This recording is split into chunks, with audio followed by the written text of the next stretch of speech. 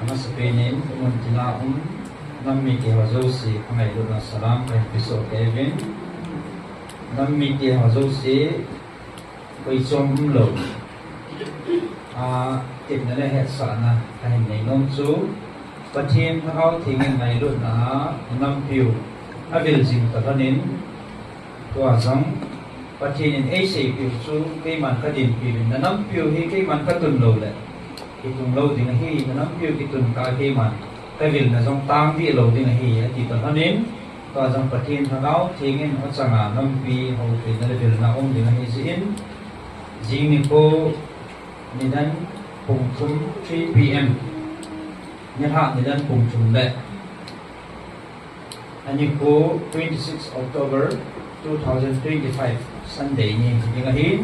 thì sẽ năm mươi thế số gì quay hi rằng lệ năm ngày luôn là lễ phát triển thu khó san là là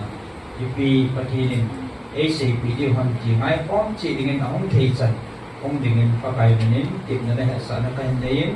jadi itu sana tim nai lo au ma rằng lẽ apa tim nom han nang apa jin nom om rằng lẽ ông thầy hi bon sawa ngày luôn là zana